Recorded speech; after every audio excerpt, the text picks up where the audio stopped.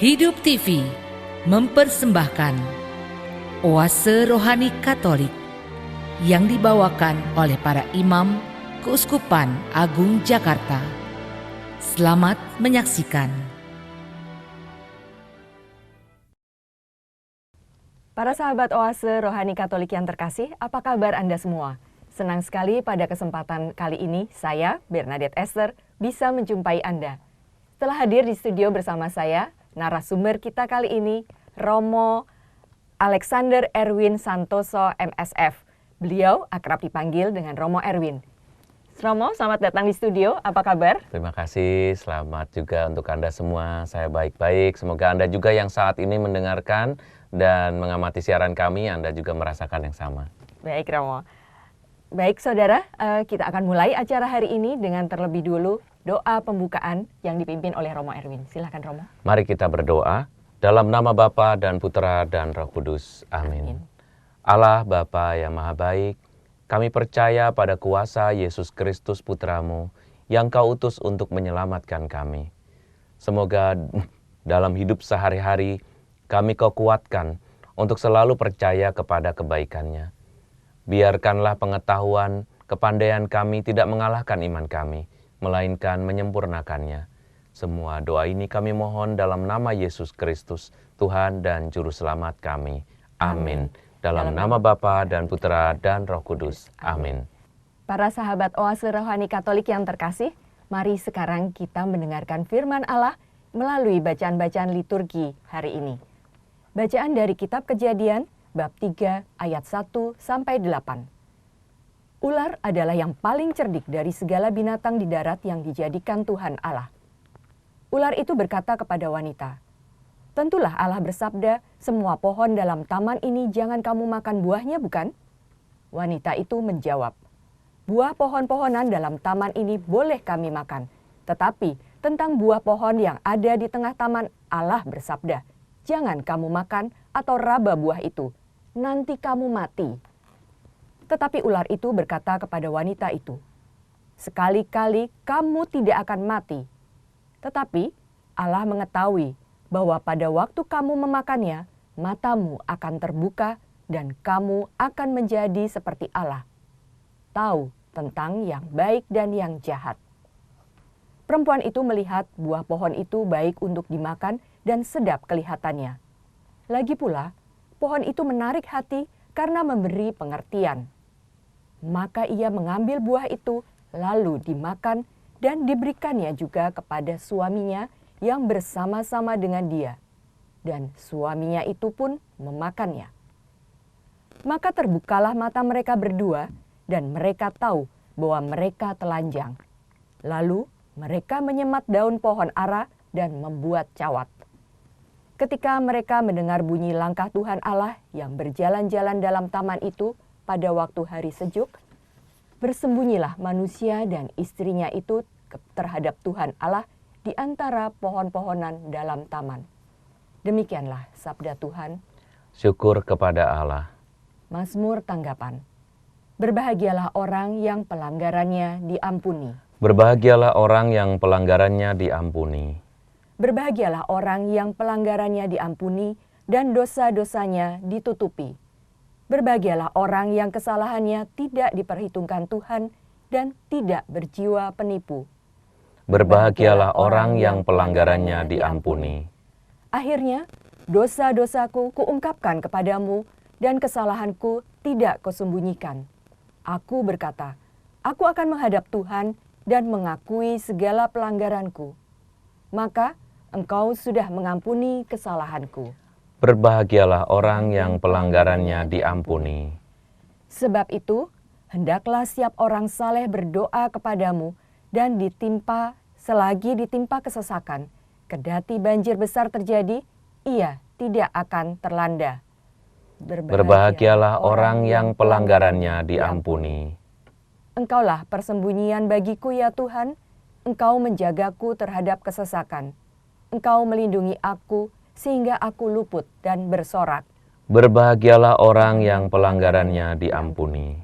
Sahabat Oase Rohani Katolik yang terkasih, mari kita satukan hati dan jiwa kita untuk mendengarkan bacaan Injil dari Injil Markus bab 7 ayat 31 sampai 37. Haleluya, haleluya, haleluya, haleluya. Ya Allah, bukalah hati kami, agar kami memperhatikan sabda anak-Mu. Haleluya, haleluya. Tuhan sertamu. Dan sertamu juga. Inilah Injil Yesus Kristus menurut Markus. Dimuliakanlah Tuhan. Pada waktu itu Yesus meninggalkan daerah Tirus dan lewat Sidon pergi ke Danau Galilea di tengah-tengah daerah Dekapolis. Di situ orang membawa kepadanya seorang tuli dan gagap dan memohon supaya Yesus meletakkan tangannya atas orang itu. Maka Yesus memisahkan dia dari orang banyak sehingga mereka sendirian. Kemudian ia memasukkan jarinya ke dalam telinga orang itu dan meludah dan meraba lidah orang itu. Kemudian sambil menengadah ke langit, Yesus menarik nafas dan berkata kepadanya, "Efata," artinya terbukalah. Maka terbukalah telinga orang itu dan seketika itu terlepaslah pulalah pengikat lidahnya. Lalu ia berkata-kata dengan baik. Yesus berpesan kepada orang-orang yang ada di situ supaya jangan menceritakannya kepada siapapun juga. Tetapi makin dilarangnya mereka, makin luas mereka memberitakannya. Mereka takjub dan tercengang dan berkata, "Ia menjadikan segala-galanya baik. Yang tuli dijadikannya mendengar, yang bisu dijadikannya berbicara." Demikianlah Injil Tuhan. Terpujilah Kristus. Para sahabat Oase Rohani Katolik yang terkasih, mari sekarang kita mendengarkan permenungan yang akan dibawakan oleh Romo Erwin. Nah, Romo Erwin, dari bacaan tadi kira-kira apa inspirasi atau hal-hal baik yang hal-hal sukacita, kabar sukacita yang hendak Romo Erwin sampaikan? Ya, terima kasih Esther. Hari ini kita juga akan mendengarkan firman Tuhan yang berbicara tentang kitab Kejadian yang bercerita mengenai masa penciptaan. Orang-orang diciptakan, yang pertama hanya satu. Ada beberapa teori yang berkata mengenai penciptaan. Ada yang berkata orang diciptakan banyak, orang diciptakan satu. Tetapi kita sebagai pribadi Kristiani, kita percaya menurut Alkitab orang diciptakan satu. Ini adalah penciptaan monogenesis katanya. Apalah artinya sebuah istilah kalau kita sudah mempunyai buku pegangan, yaitu Alkitab kita. Allah menciptakan Adam, dan kemudian dari Adam diciptakannya juga Hawa sebagai teman hidupnya. Pada saat kisah penciptaan itu terjadi, salah satu hal yang menjadi dasar atau menjadi awal dari kisah jatuhnya setiap manusia ke dalam dosa. Kita semua cenderung berdosa. Kita semua mempunyai kecenderungan pada tindakan-tindakan yang membuat kita jauh dari Tuhan. Dan itu yang disebut sebagai tindakan dosa. Nah, sahabat Oase Rohani Katolik yang terkasih, hari ini sabda-sabda Tuhan mau mengajak kita untuk bersikap bijaksana.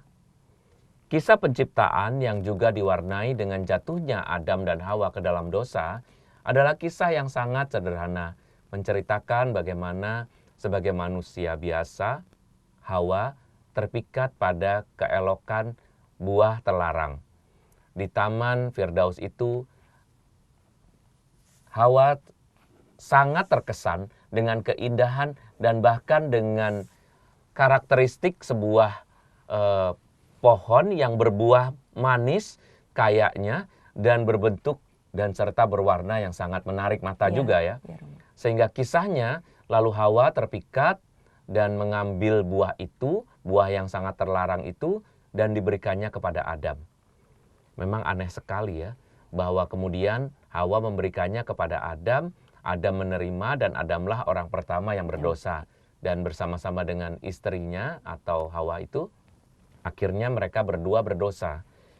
Yang bisa kita pelajari dari sini adalah kata-kata ini. semua pohon dalam taman ini jangan kamu makan buahnya, kecuali yang lain. Pohon dalam taman ini jangan kamu makan semua, tetapi ada pohon-pohon lain di luar taman ini yang boleh kamu makan. Kenapa?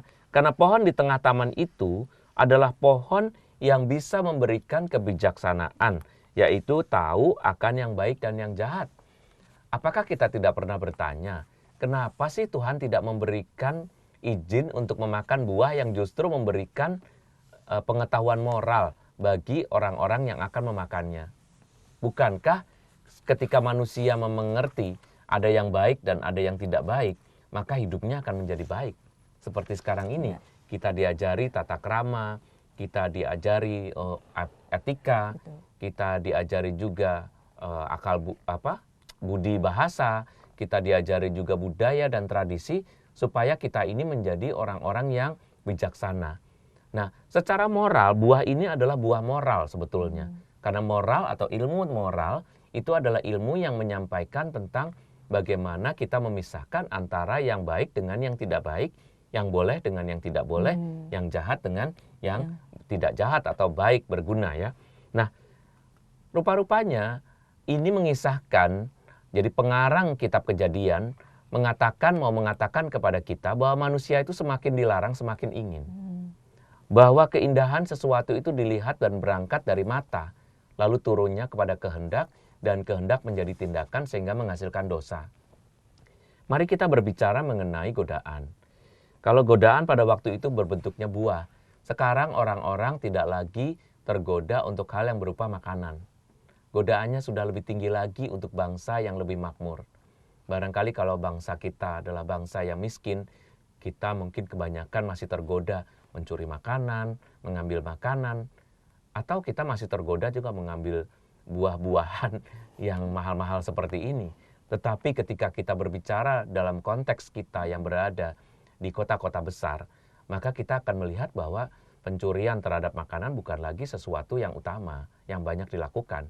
Tapi pencurian pada hal-hal yang lebih besar lagi, bahkan lebih jahat lagi bisa dilakukan. Seperti korupsi atau godaan untuk hidup nikmat. Semua itu kita lakukan dan membuat kita cenderung kepada dosa dan bahkan melakukan tindakan dosa. Sahabat oase rohani Katolik yang terkasih, Allah telah membuat kita menjadi bahagia, mempunyai akal, mempunyai rasio, dan dengan rasio serta akal sehat itu kita bisa memisahkan mana yang baik dan mana yang tidak baik. Tetapi rupanya akal yang kita sebut sehat itu belum tentu sehat kalau kita tidak mendengarkan suara Tuhan. Suara yang seringkali samar-samar itu membuat kita harus terus-menerus berada di dekatnya. Kalau kita ngomong dengan suara kencang ya, suaranya teriak, dari jauh aja kita bisa mendengarkan bahwa kita nggak usah mendekat sama sumber suara itu akan langsung berbicara kepada kita dan menyuarakan sesuatu. Tapi kalau suaranya, suara yang lirih, suaranya juga tidak kencang, maka kita harus mendekat. Demikianlah juga suara Tuhan. Tuhan tidak pernah berteriak-teriak kepada kita. Tuhan menyuarakan lewat tanda-tanda alam, tanda-tanda zaman, dan suara hati kita yang sangat lembut dan harus kita dengarkan dalam suasana yang hening. Semakin hening kita, semakin kita mendengarkan suara lembutnya. Maka, kalau kita hari ini berbicara mengenai bagaimana kita memisahkan hal yang baik dengan yang buruk karena sudah terlanjur makan buah yang dilarang itu, kita harus tahu bahwa kita punya kecenderungan itu. Banyak orang yang merasa sudah sangat pintar, sudah sangat bijaksana, sehingga seolah-olah kebenaran ada di dalam kepalanya. Semua orang harus tahu bahwa apa yang saya pikirkan benar, dan itulah yang menjadi sumber pertengkaran di antara kita. Karena kita merasa semua paling benar. Kita merasa bahwa dengan kebenaran yang kita peroleh dari akal sehat kita itu, semua orang akan menjadi lebih baik hidupnya. Padahal kalau kita tahu dalam semangat dunia dan semangat manusiawi ini, kita tidak selamanya bijaksana. Kita tidak selamanya benar. Bahkan dalam rangka hidup bersama, kita harus mencocokkan kebenaran itu dengan kebenaran yang juga diyakini oleh orang lain. Karena kepalanya berbeda, pemikiran, daya pikir, daya pandang, daya resap atau daya renungannya juga berbeda-beda. Perlulah bermusyawarah, perlulah mengambil sesuatu yang paling bijaksana untuk kepentingan semakin banyak orang melalui pemikiran lebih banyak orang juga. Itulah yang akan menghasilkan hikmat yang sesungguhnya. Karena hikmat itu berasal dari Tuhan dan karena Tuhan hidup dalam setiap manusia, maka kita harus omong-omong dengan mereka. Omong dengan sesama manusia supaya semakin banyak orang berkumpul, di situ Tuhannya juga semakin lengkap karena Tuhan berbicara melalui pengalaman hidup masing-masing orang. Sehingga pengalaman satu orang akan melengkapi pengalaman yang lain. Nah, dari sini kita tidak boleh terlalu percaya diri dengan hanya mengandalkan kebenaran yang berasal dari akal kita. Karena akal kita sudah sejak semula tidak selalu sehat. Sahabat Oase Rohani Katolik dan siapapun yang saat ini sedang menikmati siaran kami. Anda juga sering mengalami kekhawatiran. Anda sering mengalami ketakutan. Anda mengalami keraguan-raguan, kekecewaan. Bahkan Anda tidak tahu apa yang harus Anda perbuat, bukan? Anda tahu bahwa di situ Anda menemukan batas kemampuan Anda untuk melihat dan merenungkan isi jalan cerita kita masing-masing. Kalau begitu, mari kita isi dengan kebijaksanaan yang berasal dari Tuhan. Hikmat yang berasal dari Tuhan. Yang bisa benar-benar memisahkan antara yang buruk dengan yang baik. Dengan jelas dan dengan sempurna. Kesempurnaan itu memang milik Allah. Maka mari kita cari kesempurnaan itu bersama dengan yang punya kesempurnaan. Yaitu Tuhan sendiri. Saudara-saudari yang dikasihi oleh Tuhan, apa yang terjadi sekarang ini sebaliknya? Kita tahu bahwa hidup kita setiap hari dibawa pada pilihan. Memilih yang ini, memilih yang itu. Mana yang baik, mana yang tidak. Ketika pertama kali Adam menemukan dirinya telah memakan buah, apa yang pertama kali dilihatnya? Ketelanjangan. Bukankah ini suatu tanda bahwa kebutuhan yang utama dari setiap orang adalah perasaan aman dan nyaman. Kebutuhan itu ada pada kebutuhan-kebutuhan yang bersifat sangat fisik, termasuk juga sadar butuh makanan, sadar butuh minuman, sadar butuh perumahan, sadar butuh perlindungan, dan lain sebagainya. Ketika kita juga mempunyai pengetahuan, maka biasanya pengetahuan kita dipusatkan atau pertama-tama akan dipenuhi dengan kebutuhan kita dulu. Dan persis disinilah letaknya mengapa kadang-kadang kita kurang bijaksana. Karena memang kita terjebak, kita juga terikat, kita juga terkurung pada kesempitan cinta diri kita yang membutuhkan sesuatu. Coba biasanya kalau kita ngomong ya, mengusulkan sesuatu. Yang kita usulkan biasanya adalah usulan-usulan yang pertama-tama akan menguntungkan diri kita. Bukan usulan-usulan yang pertama-tama menguntungkan semakin banyak orang. Meskipun kemasannya untuk kepentingan banyak orang. Tetapi sebetulnya dalam keputusan itu saya tidak dirugikan. Seandainya kita bisa berpikir secara lain, bahwa kalau kita melihat kebenaran itu dari kebenaran itu sendiri. Misalnya, mari kita rapat. Rapat mau diadain hari apa? Senin, Selasa, Rabu, Kamis, penuh. Bisanya hari Jumat. Atau Sabtu kalau mau Sabtu pagi. Kalau Minggu hari keluarga.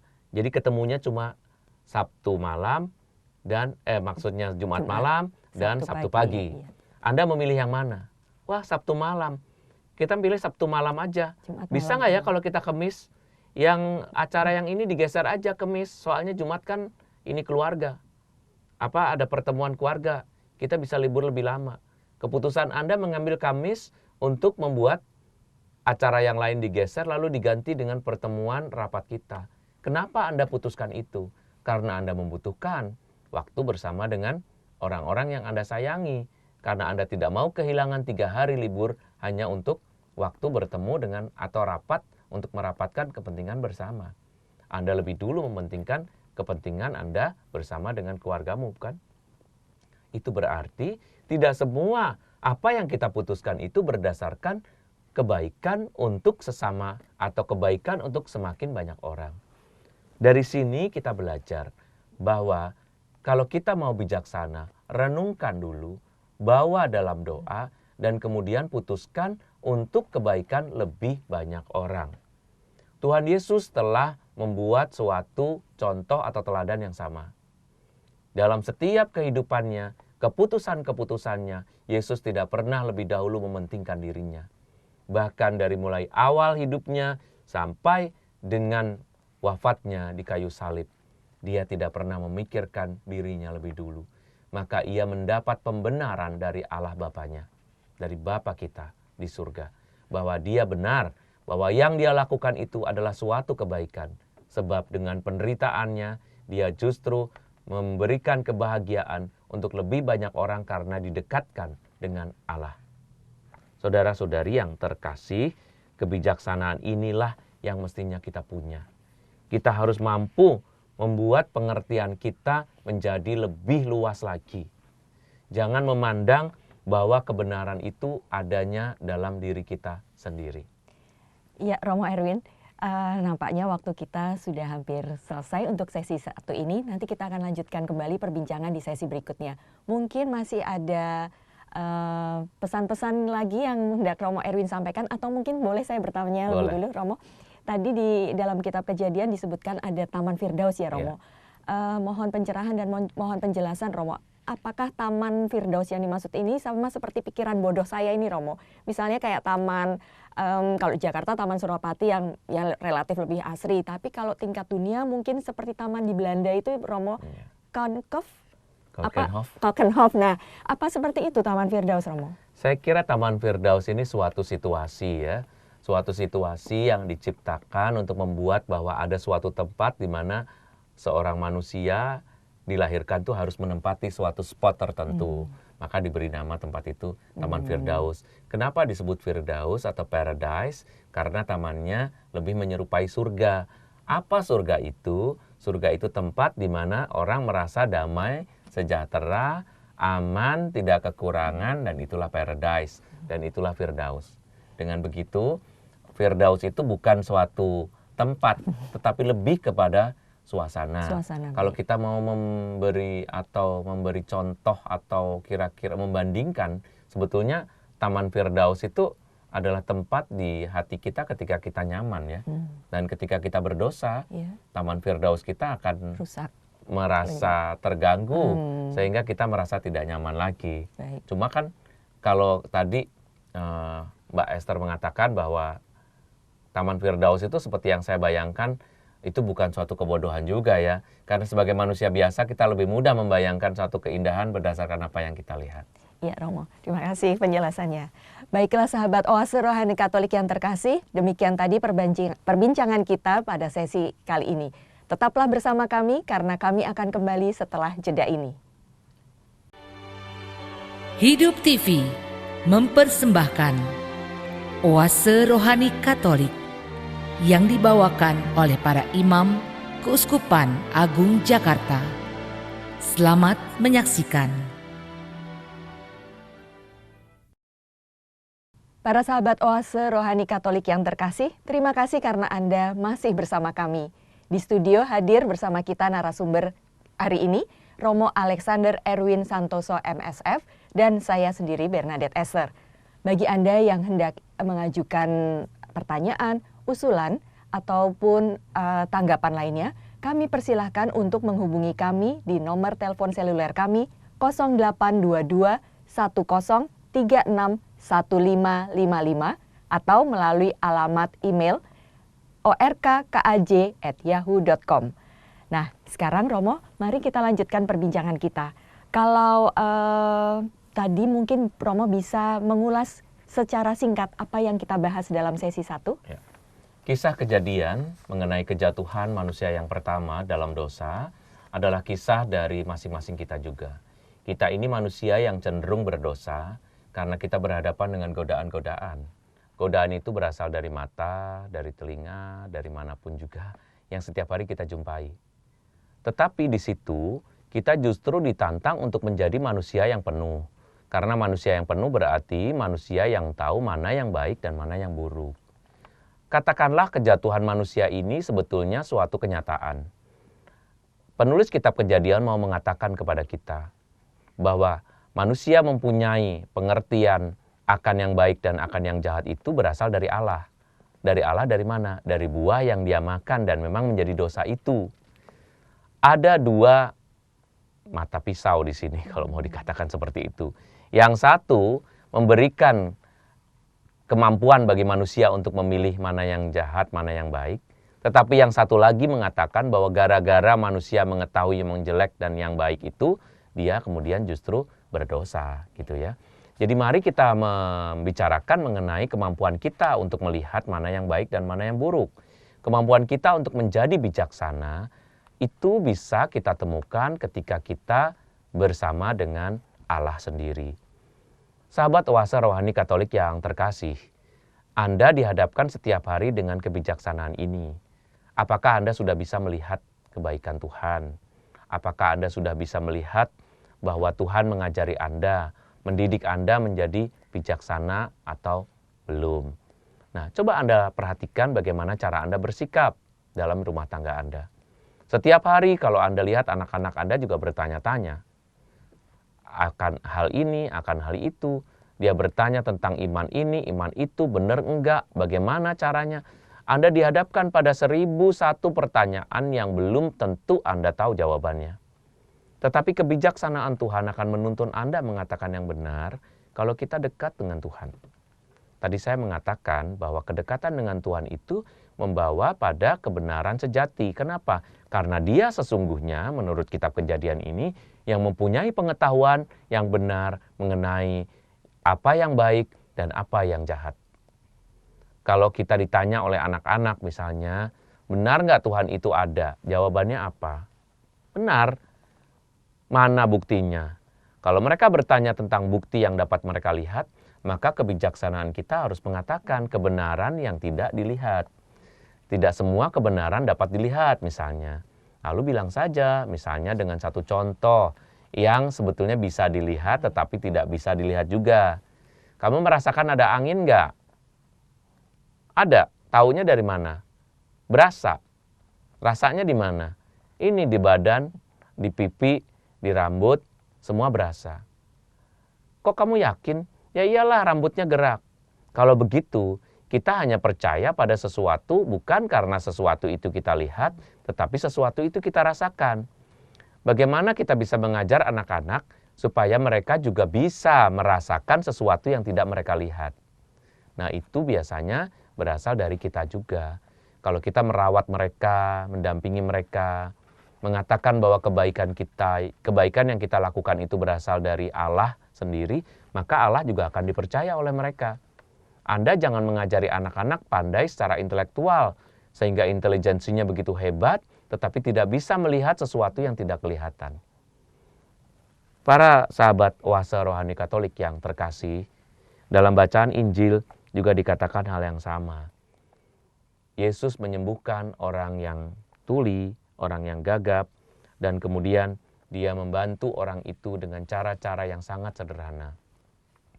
Di sini kita bisa melihat dalam peristiwa ini juga bahwa orang-orang yang diberi penglihatan, kemampuan untuk mendengar, kemampuan untuk berbicara, kemampuan untuk semua keberfungsian dirinya baik, tetapi tidak mampu melihat apa yang tidak dapat dilihatnya. Apakah orang-orang yang dengan kesempurnaan fisiknya mampu bersikap lebih bijaksana dari orang-orang yang bisu tuli? Ternyata tidak. Maka Tuhan Yesus perlu menunjukkan bahwa memang kesempurnaan badan itu penting.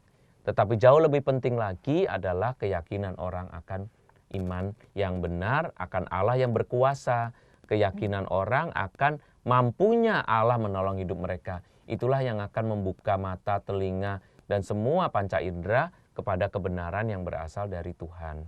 Yesus menyembuhkan orang dengan hanya mengatakan, Efata, terbukalah.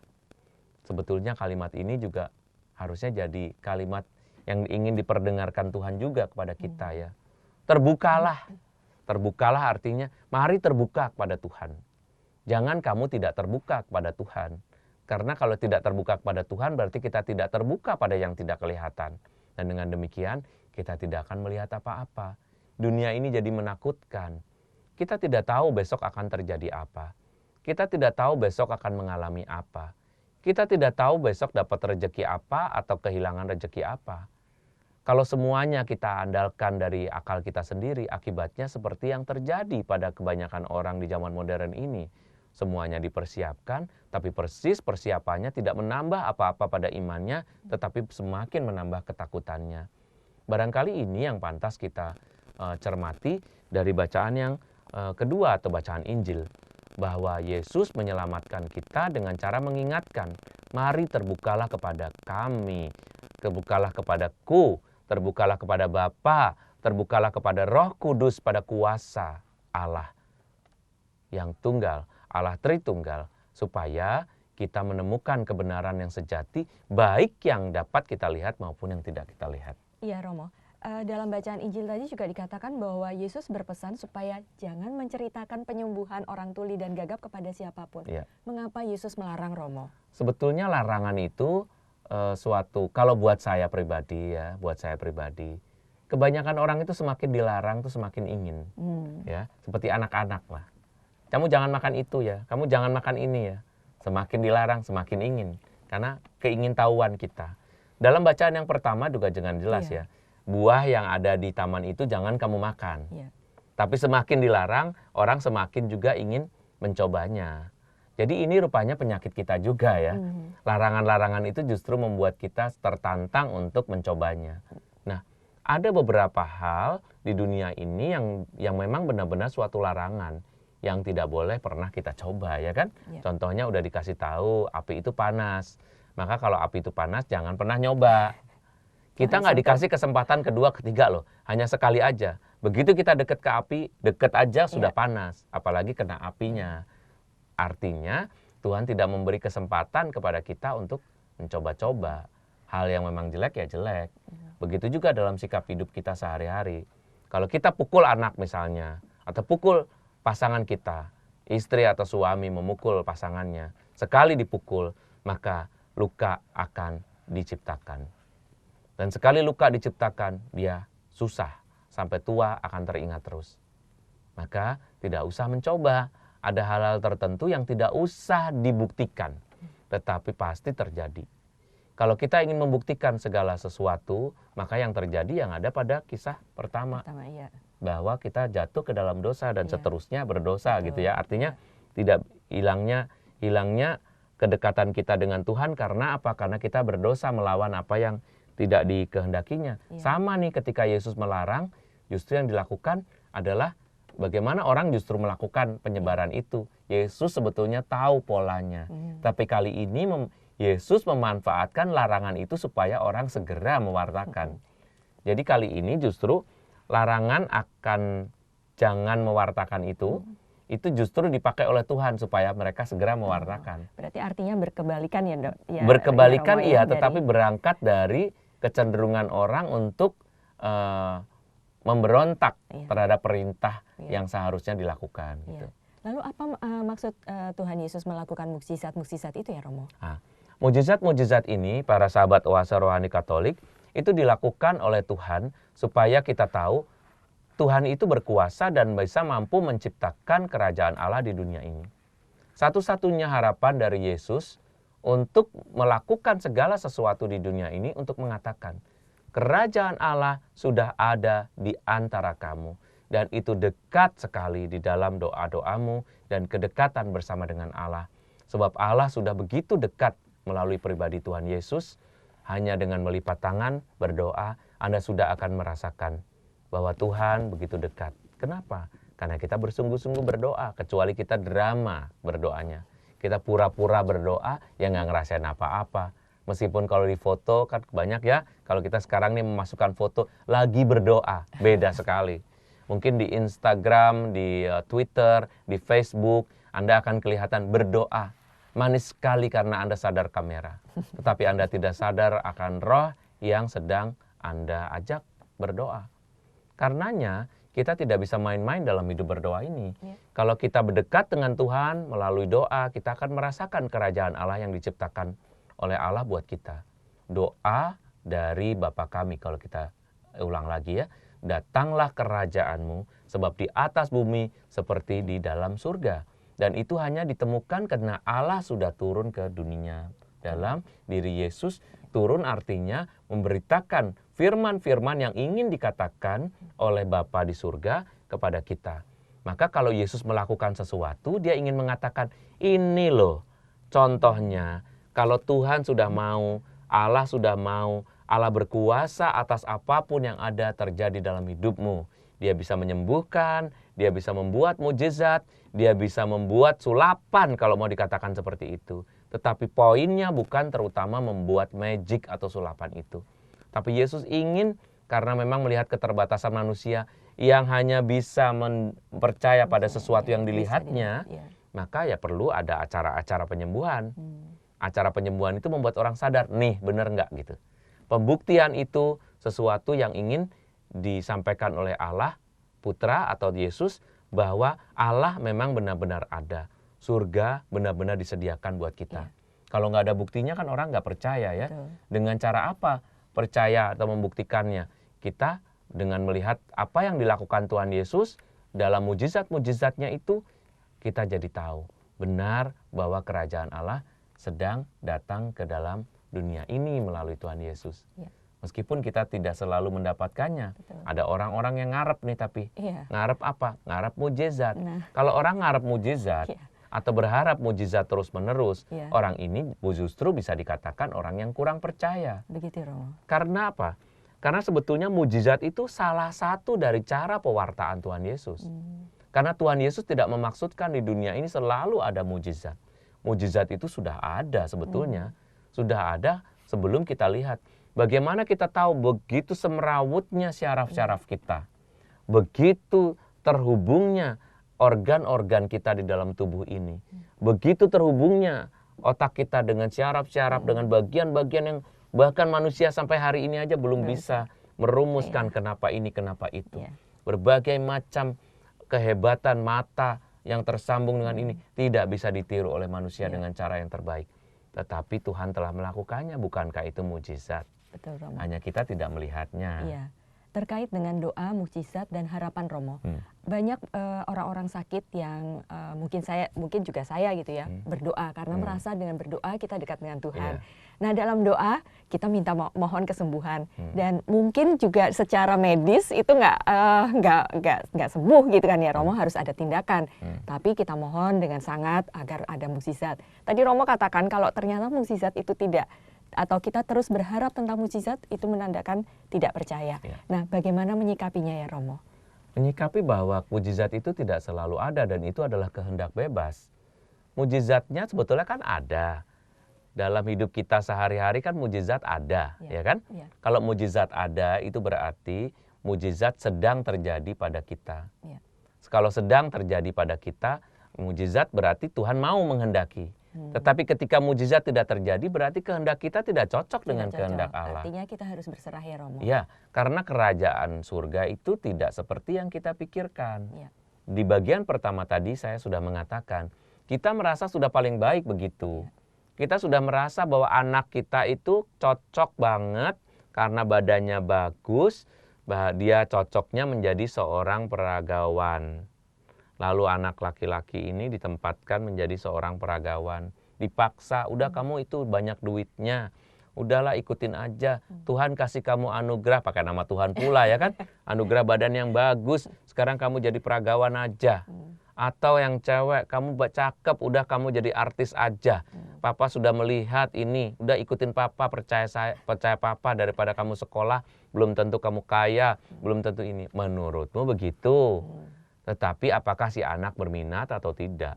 Ketika dia tidak berminat, dia akan melakukan hal-hal yang tidak sesuai dengan harapan bapaknya. Karena apa? Karena itu bukan kebaikan seperti yang dipercaya oleh dia. Jadi, kalau kita mau menciptakan surga, ya kita harus berbicara dengan banyak orang tadi saya bilang. Dan yang kemudian juga terutama berbicara dengan Allah. Apakah Allah setuju dengan apa yang kita anggap benar? Tuhan Yesus saja ketika dia hampir mati, dia mengatakan, kalau bisa cawan ini berlalu daripadaku. Artinya sesuatu yang harus ditanggungnya. Misalnya dalam hidup sebagai anak Allah, dia juga nantinya harus mati. Nah, ketika dia mau mati itu dia mengatakan kalau bisa disingkirkan. Tetapi biarlah bukan kehendakku, tetapi jadilah kehendakmu. Nah, itu kalimat yang sangat disukai oleh Bapa di surga. Sehingga meskipun Yesus wafat, tapi kemudian Allah berkenan membenarkan tindakan-tindakannya dan kemudian membangkitkannya. Demikian juga kita. Jangan sekali lagi merasa bahwa kebenaran yang kita ambil itu satu-satunya kebenaran mutlak. Tidak ada kebenaran mutlak selain di tangan Allah sendiri. Romo, terkait penyembuhan orang yang bisu tuli, Tuhan Yesus menyembuhkan lidah lebih dulu, melepaskan. Kalau kita lihat dalam kejadian sehari-hari, orang yang bisu tuli, dia tidak akan bisa mampu berbicara dengan baik kalau lidahnya tidak mampu berkata-kata dengan baik kalau lidahnya terkunci ya, Romo. Nah, mengapa justru yang diraba lidahnya ya, Romo, dan dibuka telinganya? Mungkin itu satu permenungan lain ya. Artinya permenungan lain itu kita memperluas pengertian berdasarkan apa yang terjadi dalam kitab suci. Tetapi menurut saya terbukanya lidah dan terbukanya pendengaran itu menjadi tanda bahwa Tuhan mampu melakukan sesuatu yang besar. Satu yang terutama yang kita tangkap dengan sederhana itu gitu. Nah, kita bisa mempunyai kekurangan-kekurangan, tetapi justru dalam kekurangan itu Tuhan menambahkan iman. Otomatis orang yang bisu dan orang yang tuli ini kan otomatis akan mendapatkan iman. Kenapa? Karena dia disembuhkan oleh Tuhan. Sedangkan orang-orang yang sempurna, orang-orang yang berfungsi semua kelima inderanya berfungsi, dia tidak mengalami apa-apa. Karena tidak disembuhkan, tidak memerlukan Tuhan seolah-olah gitu ya. Apakah itu pesan yang bisa kita tangkap lebih dulu? Nah, yang kedua, kenapa di lidah harus disembuhkan dulu, baru telinga? Sebetulnya kalau saya sih tidak menemukan sesuatu yang sangat spesifik ya. Tetapi memang harus satu mendahului yang lain. Tidak bisa semuanya langsung. Tapi mari kita berbicara. Mungkin lidah disembuhkan kalau kita biar jangan terlalu banyak omong kali ya. Jangan terlalu mendahulukan lidah. Tetapi kita perlu mengolah lidah kita supaya menahan diri untuk tidak cepat berbicara. Tetapi kemudian telinga difungsikan gitu ya. Maka orang rupanya yang harus disembuhkan lidahnya dulu. Kenapa? Karena lidah lebih banyak ngomong daripada telinga mendengarkan. Baru selanjutnya telinga. Kalau mau diperluas seperti itu. Tapi itu sebuah permenungan yang tambahan yang juga baik buat kita ya. Yang perlu disembuhkan adalah mulut kita supaya tidak banyak bicara dulu. Baru kemudian yang disembuhkan yang kedua adalah telinga kita supaya kita mendengarkan. Kebijaksanaan itu berada di sana. Lebih cepat mendengarkan daripada berkata-kata. Ya, baik Romo Erwin, nampaknya acara kita sudah hampir berakhir. Apakah masih ada inspirasi atau tambahan lain, hal-hal penting yang bisa Romo ingin sampaikan? Mari dalam masa-masa sekarang ini kita menjadi lebih bijaksana. Bijaksana dalam bersikap sebagai manusia, bijaksana sebagai pribadi, sebagai orang tua, sebagai pasangan suami istri, atau sebagai anak, sebagai pelajar, bahkan sebagai anggota masyarakat. Kita juga perlu bijaksana menjadi anggota masyarakat, sebagai penduduk juga harus bijaksana. Kita sebentar lagi juga akan melakukan pemilihan umum. Di situ kita juga dituntut untuk menjadi bijaksana. Pilihlah kebenaran, pilihlah apa yang baik, tetapi berdoalah kepada Tuhan supaya Tuhan juga memilihkan yang terbaik untuk bangsa kita dan juga membuat kita juga semua pihak saja menjadi lebih bijaksana. Karena segala sesuatu itu baru terbukti baik kalau baik bagi lebih banyak orang. Tidak menimbulkan perpecahan, tidak menimbulkan permusuhan, tetapi membuat semua rakyat merasa nyaman, damai sejahtera, dan bergembira dalam hidupnya. Terima kasih. Terima kasih pesannya Romo. Baiklah para sahabat Oase Rohani Katolik yang terkasih, tuntas sudah perbincangan kita dengan Romo Erwin. Kita akhiri acara hari ini dengan doa penutup dari Romo. Mari kita berdoa. Dalam nama Bapa dan Putera dan Roh Kudus. Amin. Bapa yang Maha Baik, melalui pewartaan Yesus Putramu, kami ingin disembuhkan dari semangat cinta diri yang berlebihan. Berikanlah kepada kami kemampuan untuk melihat segala sesuatu, bukan dari apa yang dapat kami lihat, tetapi apa yang kami yakini berasal dari-Mu sendiri. Ajaklah kami merenung, menjadi bijaksana, supaya banyak orang melihat perbuatan-perbuatan kami yang baik dan memuliakan Bapa di surga. Semoga hari ini kami lebih banyak menenangkan hati orang, menghibur mereka, bersikap manis, bersikap bijaksana, supaya semua yang kami lakukan membawa kebesaran nama-Mu demi Yesus Kristus Putra-Mu, Tuhan dan pengantara kami. Amin. Tuhan sertamu. Dan sertamu juga. Allah yang Maha Kuasa memberi berkat kepada kita sekalian dalam nama Bapa dan Putra dan Roh Kudus. Amin. Para sahabat Oase Rohani Katolik yang terkasih, demikian perbincangan kita kali ini. Semoga tadi apa yang telah disampaikan oleh Romo Erwin menambah sukacita kita bersama. Kini tibalah saatnya Romo Erwin dan saya Bernadette Esther akan pamit undur diri. Sampai jumpa pada kesempatan berikutnya. Selamat melanjutkan aktivitas Anda. Selamat melanjutkan aktivitas Anda dan mari kita amalkan Pancasila. Kita berhikmat, bangsa bermartabat. Demikianlah Oase Rohani Katolik yang dibawakan oleh para imam Keuskupan Agung Jakarta. Tuhan memberkati.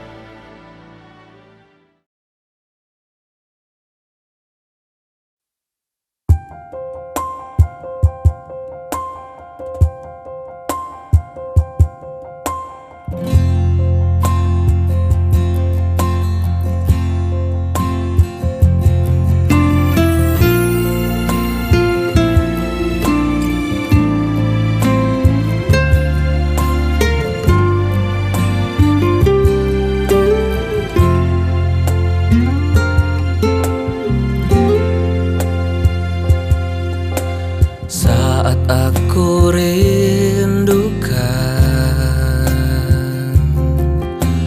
kehadiran-Mu Tuhan, yang memberiku ketenangan dalam setiap jalan hidupku. Lalu aku berdoa dengan segenap jiwa, berharap datang kasih-Mu sekarang. Tuhan, Kau memberkatiku. Terima kasih, Kau yakinkanku bahwa Kau ada dan mengasihiku. Ku puji Engkau selama hidupku, tak lagi ku meragukan-Mu. Terima kasih, Kau yakinkanku bahwa Kau ada dan mengasihiku. Ku puji Engkau selama hidupku, tak lagi ku meragukan-Mu.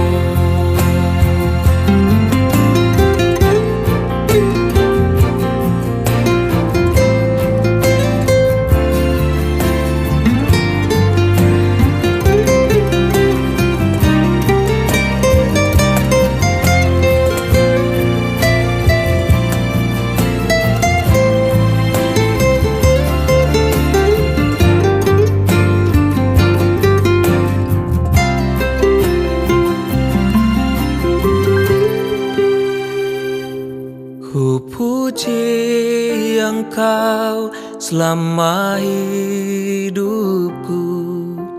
tak lagi ku meragukan-Mu, tak lagi ku meragukan-Mu.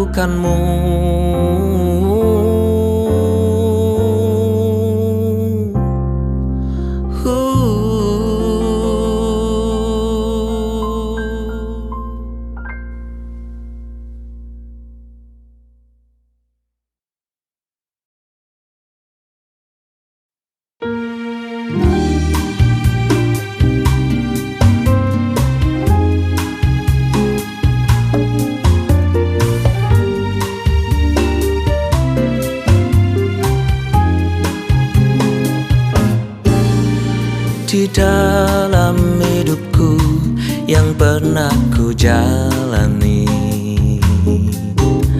tak aku sadari arahku menuju. Seakan semua membawa bahagia, meski sesungguhnya hanya sementara.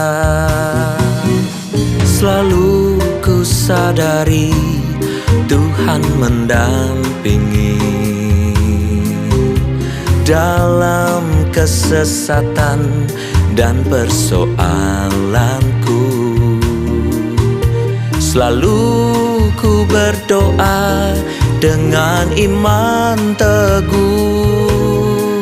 Tuhan menuntun langkahku selamanya. Tiap kali aku datang padanya, ada jalan yang ditunjukkannya. Setiap kali aku berdoa, Dia meneguhkanku. Di hadapan tahta-Mu yang suci, ku dapati kekuatan baru. Setiap kali aku berdoa, ku menemukan-Mu.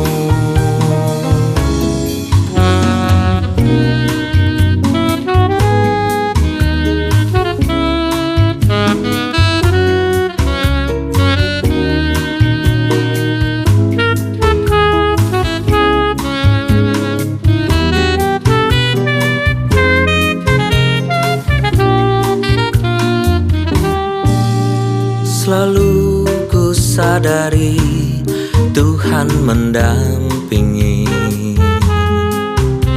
dalam kesesatan dan persoalanku. Selalu ku berdoa dengan iman teguh. Tuhan menuntun langkahku selamanya. Tiap kali aku datang padanya, ada jalan yang ditunjukkannya. Setiap kali aku berdoa, Dia meneguhkanku. Di hadapan tahta-Mu yang suci, ku dapati kekuatan baru. Setiap kali aku berdoa, ku menemukan-Mu. Dan aku tahu Kau ada Tuhan, ku tahu Kau ada.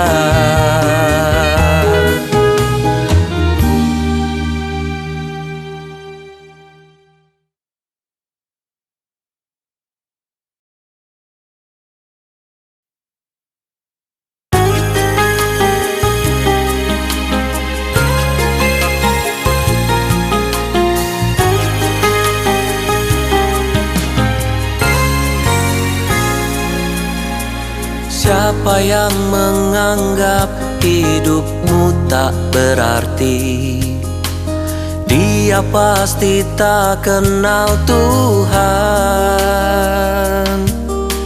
Sebab Tuhan yang membuat manusia berharga, biar tak punya apa-apa. Lihatlah bunga bakung pun dihiasinya, burung pipit dipeliharanya. Terlebih engkau manusia dikasihinya, walau bersyukur pun tak bisa.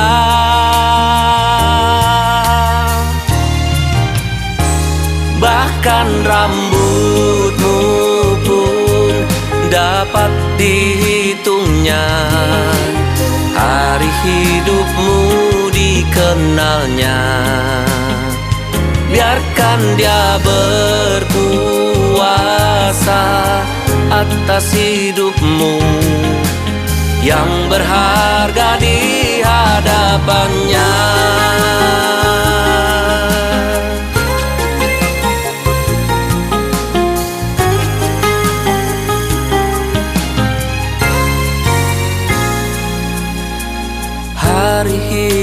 kita bagai bayang berlalu, bersamanya tak sia-sia. Bertahanlah sampai akhir yang bahagia. Harapan akan selalu ada.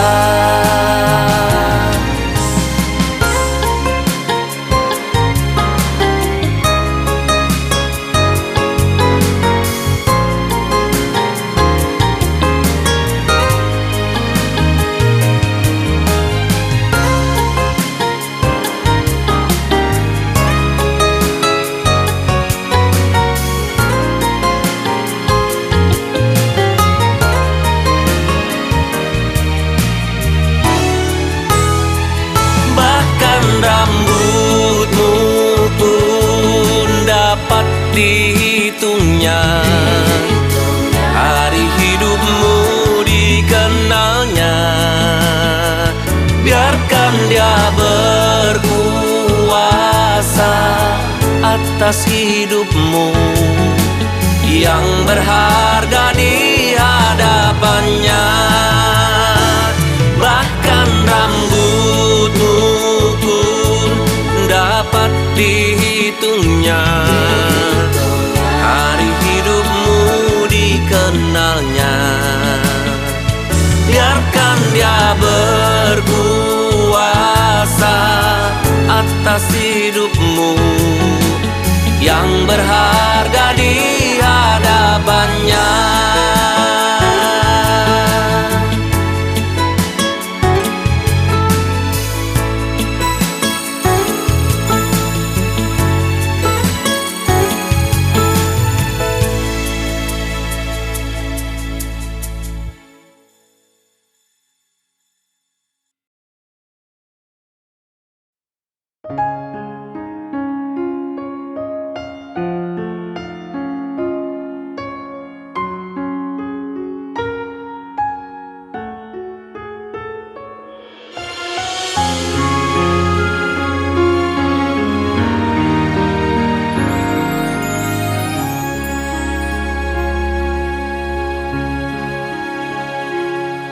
Ku petik mawar yang terindah, ku rangkai dalam sebuah doa.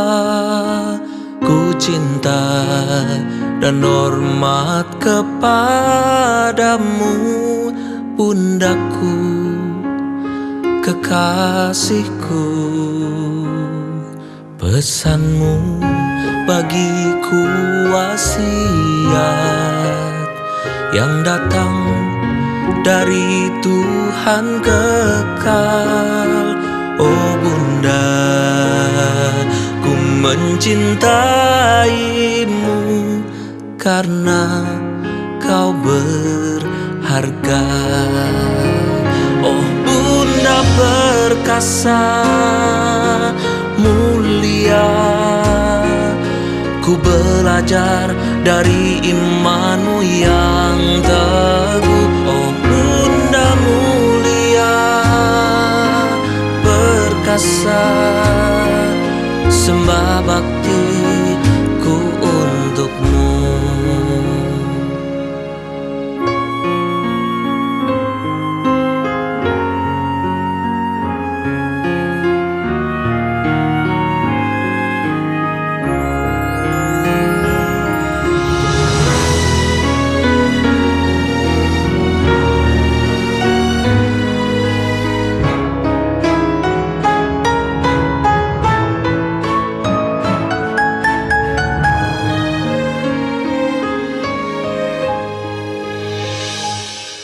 Pesanmu bagiku wasiat